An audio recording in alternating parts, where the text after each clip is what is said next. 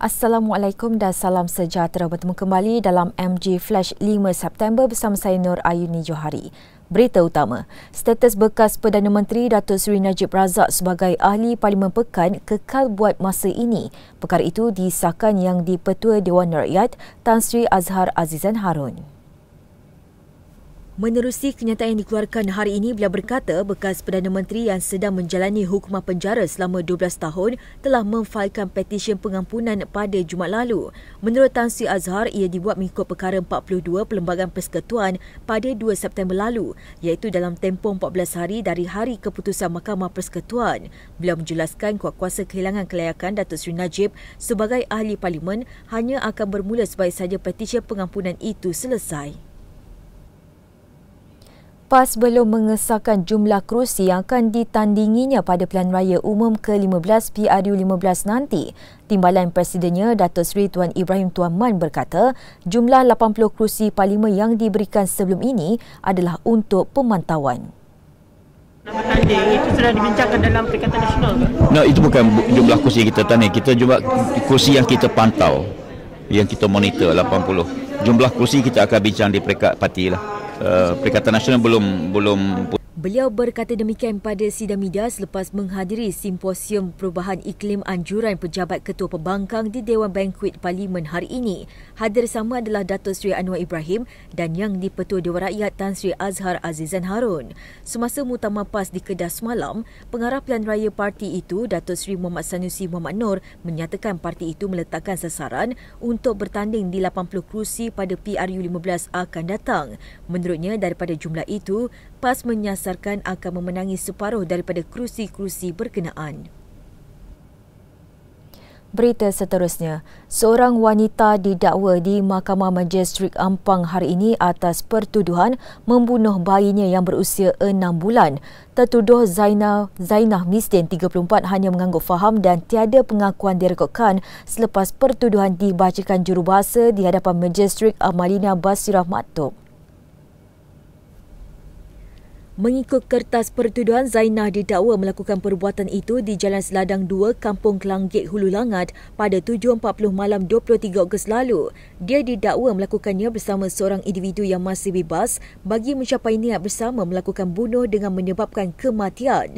Bagi kesalahan yang dibuat, Zainah didakwa mengikut Seksyen 302 Kanun Kesesaan yang boleh membawa hukuman mati jika disabit kesalahan. Pendakwaan dikenalikan Timbalan Pendakwa Raya Nurul Amira Sam Kamarudin, manakala tertuduh diwakili Swinder Singh. Nurul Amira tidak menawarkan jaminan kepada tertuduh. Mahkamah kemudiannya menetapkan 6 Disember hadapan untuk sebutan semula kes. Seorang lelaki mengaku tidak bersalah di Mahkamah Session Johor Bahru pagi tadi atas 2 pertuduhan kerana mencederakan teman wanitanya bulan lalu.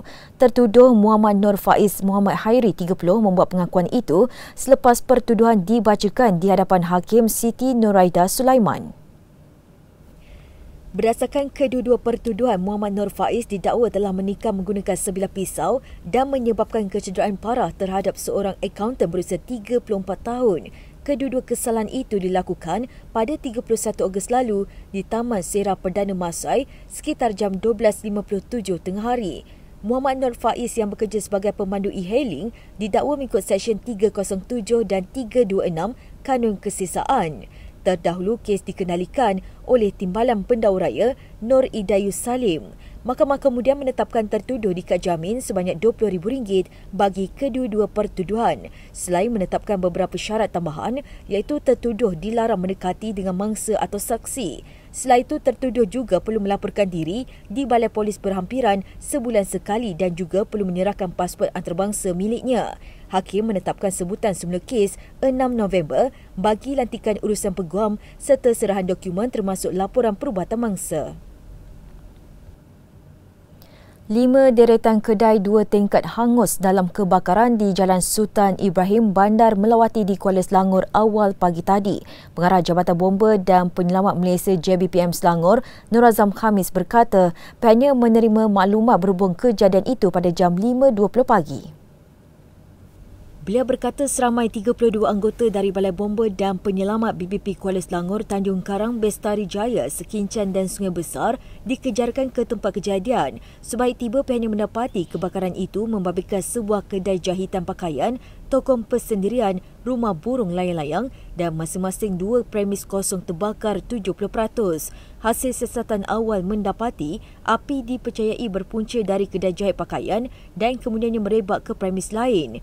Katanya lagi, semasa kejadian, semua pemilik kedai tiada di lokasi kerana masing-masing berada di rumah. Bagaimanapun, punca sebenar kebakaran dan jumlah sebenar kerugian masih dalam siasatan. Peperiksaan CJ Pelajaran Malaysia Ulangan SPMU 2022 akan dilaksanakan bermula 12 hingga 14 September ini dengan melibatkan 7,720 calon di 209 pusat peperiksaan di seluruh negara.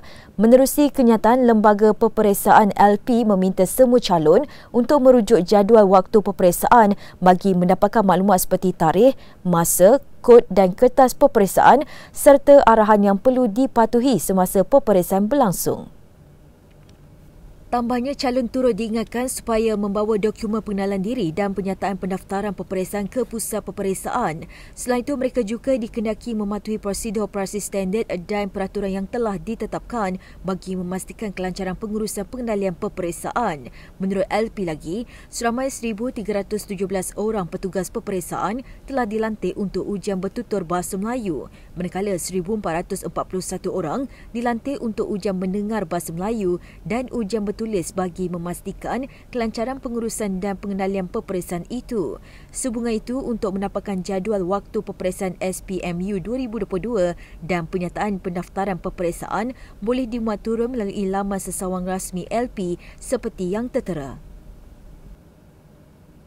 Sekian dahulu MG Flash buat masa ini. Terus bersama kami untuk perkembangan terkini dari semasa ke semasa. Hanya di platform media sosial Malaysia Gazette di Facebook, Twitter, Instagram dan juga YouTube atau melalui portal di www.malaysiagazette.com. Assalamualaikum dan salam hormat.